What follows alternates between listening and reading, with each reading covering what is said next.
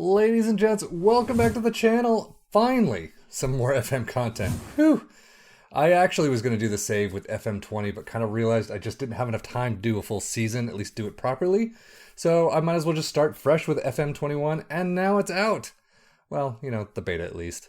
I was originally trying to figure out who I should actually manage when I was just scrolling through Instagram one day and came across a perfect video I had seen so many times before, but kind of found it perfect for this decision time. Well, it looks like YouTube doesn't like me posting the video after all, so I've had to cut it out, but just basically search for Jeff Stelling and Chris Kamara Fratton Park and you will see one of the absolute funniest football-related videos ever. But with that, yes, you guessed right, for my first of hopefully many saves in FM21, I have chosen Portsmouth FC, trying to get Pompey back up top. So here we are, the new gaffer for Portsmouth FC. Up Pompey! Isn't that what you say? I honestly really don't know. I actually still don't know much about this club, so I'm kind of expecting to learn along the way. Really hope I don't piss off the Pompey fans. And for you Southampton fans, you gotta suck it for right now. So the things I do know with that, obviously I've heard of the controversy with Southampton, as well as the traitorous Harry Redknapp, if you very, at least for the sake of the save. But what I didn't know is who the chairman was, and kind of a big one at that. Did you know that Michael Eisner is the chairman for Portsmouth? I had no idea. Yet the Disney dude worth God knows how much. I had no clue he had any ties with this kind of football, if, English football at all. So, not a massive fan of his, but, my wife's a huge Disney freak, so I'll kind of give him a pass. This time, Michael. But just this time. So now, into the club we go! I'm going to go into FM21 a little more in another video, but so far, there's definitely a few things that I love, a few things I don't love. There are some nice added touches graphically that I've talked about throughout all the series I do for FM on this channel and football in general. But as of that, I'm going to do another video on that in a little while. I'm not sure when. Probably in the next 2 weeks or so after I get kind of my hands a little more dirty into this FM beta. But for right now, let's dive into Portsmouth. So ladies and gents, this is Portsmouth. Obviously, really nothing's happened yet. We have played 2 friendlies. I'll get to that in a minute. The Tottenham one's a little weird. So, but first, Club Vision. Let's just tell you what they're expecting us or from us. Expand the stadium, build a new stadium. Not judging us at all. However, work within payroll budget. We only have $100,000 to spend, so it's not a whole lot. We are in League One, so I'm not expecting too much. Transfers are going to be probably minimal. I probably should have just turned them off this time around. I did not. We'll have to see what comes up. I've gotten a couple of coaches in because apparently I made a promise to bring in better coaches. We'll see if they care about that or not. Sky Bet League One, though, they want us to win promotion. However, they also want us to win promotion to the Sky Bet Championship the next year. But that's only a desired outcome. This one's a required one. We're only playing a season. Most likely, if people love the series, then hell, I'll keep going and see how it goes. Or I may start again. I don't know, because I know changes happen with the beta through when it actually goes full-time live on the 24th or thereabouts. FA Cup reached the 4th round minimum. Carabao Cup reached 2nd round minimum. We'll see how that goes. Papa John's trophy. I wish that was named differently. But whatever. Not important whatsoever. So those are our visions right now is that the board want us to do. The squad in general does not look half bad. I don't know much about League One, so I've got to figure out the standards here. I've not really done a whole lot of lower league games, lower league seasons and series and all that. But from what I can see, ability-wise, potential-wise, Nicolaisen, my friend Sly would love this guy. Probably has no idea who he is because he doesn't follow football. But Danish 23-year-old player, center back, ball-playing defender. Not too bad. I mean, numbers are going to be pretty much from 9 to 13 thereabouts on average, is what I'm kind of seeing. But Craig McGillivray is already wanted. He's probably so far our starting goalkeeper. Who is it? Alex Bass is injured for just a little while, 3 to 7 weeks.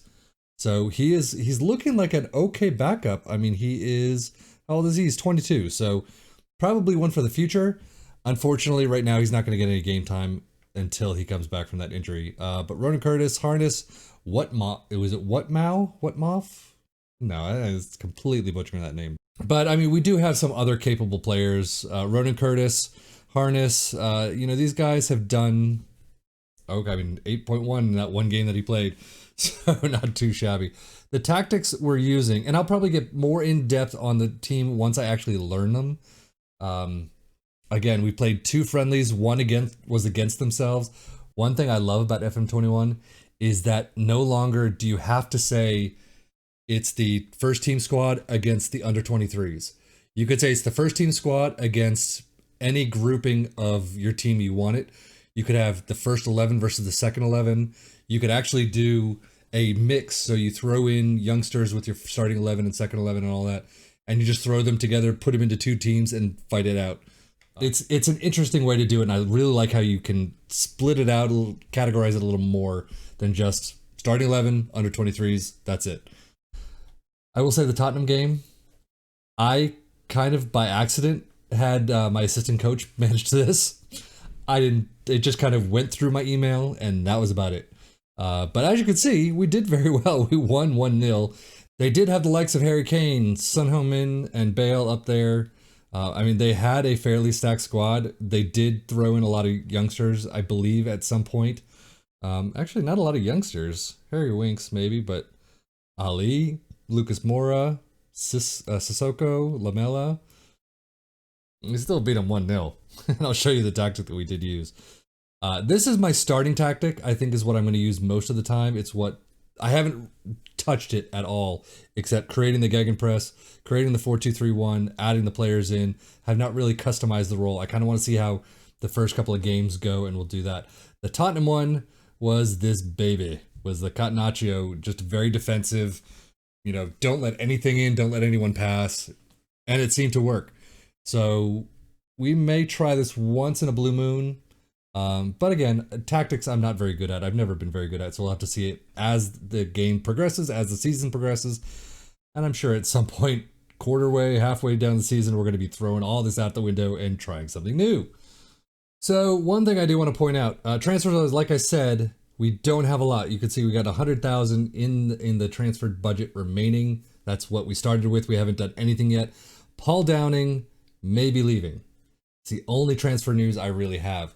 However, there's something really fishy about this, and I don't know, I've never seen it before in FM, and it's pissing me off. So basically, Charlton Athletic came originally and said, I want, you know, like 30 grand for this dude, who's worth 175. Just saying. I obviously countered with a whole bunch of different things. Alex Wood comes to me. He is the agent for Downing, and said, you've accepted an offer from Charlton Athletic. I kind of deserve some payment.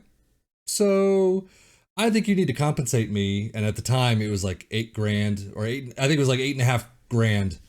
And it said, if you don't compensate me, yeah, this deal may not go through.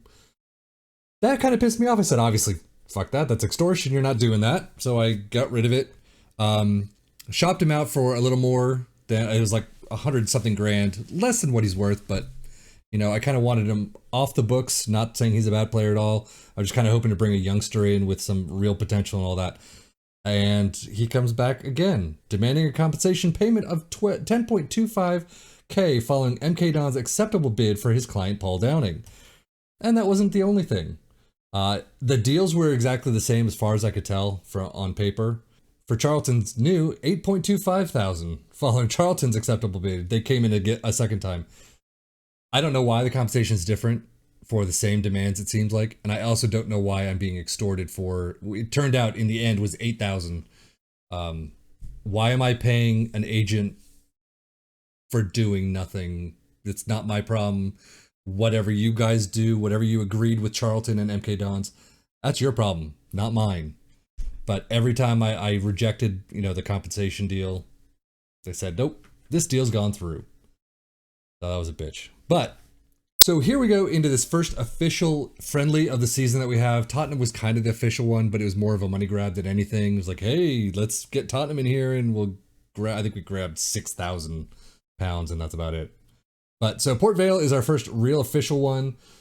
First game I've ever actually managed, so we'll see how this goes. But you can see the team here. Really have to learn the names. McGillivray in goal. Brown, Downing, Whatmoff? I don't know. Bolton in the back four. Close and Naylor in the midfield. Jacobs, Harness, Williams, and Hiwula? Hiwula? Okay. Oh, this is cool. Look at that. Okay. A little bit more graphics. I'll give you that. I'm okay with that. Those starts, he's clearly enjoying his soccer at the moment. Dwayne Penny. McLaughlin. Michael Jacobs starts. I'm not watching. Well, it's a friendly dude. Calm the F down. Let's see. No, see, gestures. I don't really care for gestures. It makes no difference to me. We're favorites for a reason. Go out there and make them. I mean, so they've changed all this up. I don't like this. Everyone down, the front, the sides. Not a big fan of that. So our first official match in charge. Off we go. And you're gonna give me an induction now. The commentator's place are ready to go, so let's get into the match. The graphical touches that they've gotten in are nice. Like the scrolling thing is nice. It's gonna take some getting used to. I will have to say that. I would like this whole screen overhauled completely. You know, it looks a little bit better, but I really do wish, I don't know, I mean, obviously I've always said I'd like FIFA-esque graphics, but that's not capable anytime soon. Not sure what that was. Capable anytime soon. What was that passing? Oh! Some of the graphics they need to work on, like none of these people kicked. But how is this helping? Add team instructions, do it. So, okay, I'm gonna actually, can I close that? Subs. So they're my subs. Things are going okay. Close that out. This is weird. I know they said they made it more for, you can kind of see more on the screen than what you normally would. You'd have the bars on the top and bottom and everything. Again, it's gonna take some getting used to, I think. It's gonna be taking a lot of getting used to. But close up. Jacobs puts it into the box. Over to Williams. Cannot get it on, or was that a save? Again, this is useless. Always press, apparently. Background still need work. Halftime coaching staff advice. Based on the observations from staff and analysts of how the match has been played out so far, we have the following recommendations. There's no recommendations. I have to figure out what the XG is. I know it's their in-house analytics program, but according to XG, as our total XG was greater than your opponent's, I want to say it's kind of like we're obviously doing better from, this point on than they have. That really, we put a good performance according to XG, as our total XG was greater than our opponents. Pleasingly, we have more shots, however, we have converted them at a similarly awful rate to Port Vale. We had a similar number of individual high-quality chances to our opponent, which makes sense, as there was not much difference in the average shot quality between the teams. Okay, go to the dressing room. Fired up by the feedback. I've not given any feedback. I can throw a water bottle, though. And I just realized you guys could not see this sub stuff right here on the side. You can't see my cursor either, but that's what I was talking about when you click the subs. Yes! Michael Jacobs gets our first official goal. Finds the back of the net. He jumps like a winner. Pompey 1, Port Vale 0. So Williams coming. I gotta increase the speed of this a little bit. But Jacobs, don't know what the keeper was doing at that point, but breaks away from his defender, Gibbons. And it's 1-0. So Conan and Morris, Jacobs, Marquis, ping. That was a ping and a half. Okay, I don't like having to click here, do a shout, demand more, click there to close it. Ryan Williams, second goal. 0-2 to Pompey. But yeah, that's gonna get annoying having to. Oh, that's what that does. Click there, go to the shouts, and now I've made a shout. They just scored. They're gonna be like, I don't care. We just scored. Why are you giving us a shout to demand more? But so Nicolaisen, Danish dude. Sly's gonna be happy. He comes on. Jacobs cannot get it into the back of the net.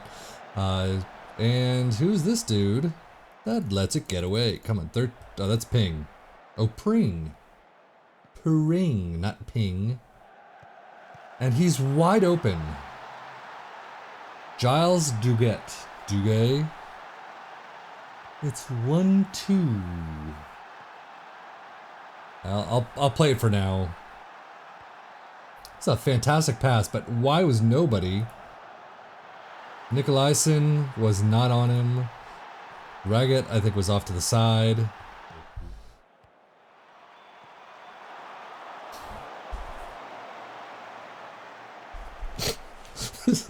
Graphics right now are laughable. I mean, they're hysterical. Hysterics. I'm in hysterics. Watching this. Okay. This has got to be a final throw of the game. Pring over to Jacobs. Back to Pring. There we go. We do win 2-1 or 1-2, whatever you want to call it. Yay. 7-7-2. So we got some good numbers in there. Not too bad. Tom Naylor with a 6-6. McGillivray with a 6-6. Oh well. Let's see. Analytical data. Let's go to the analytical data. The XG match story. So overall, we had 21 shots to their 8, 10 on target to their 3. The XG was a 1.95, whatever the hell that means. I really got to look into that because it's like all they're about now, analytically wise, is all about this XG. Corners, damn. 90% pass completion. I'm going to enjoy that of this season, so that's going to be pretty cool. By the way, as you can see, I'm just checking out Liverpool quickly. You can see we do have the kits in there. We do have the face packs in there. I do not have the name fix. I will have that once the actual game comes out. Because the way they do it, if you do it now, you got to do it again when the game comes out. Every time it's updated, it's a pain in the ass. So I'm just doing it then. We'll leave it for now. But that pretty much sums it up for right now. We've got 3 wins out of our friendly season so far. Oh yeah, we apparently played Coventry the same time, the same date.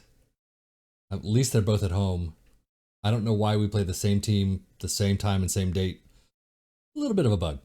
But so I'm going to get through this. We're going to get maybe to this West Ham's under 23 or the Shrewsbury. We'll see. It depends on how much I can get through. But right now, that is it for me, Sefian FM. Thank you so much as always for watching and welcome back. But for right now, take care and enjoy.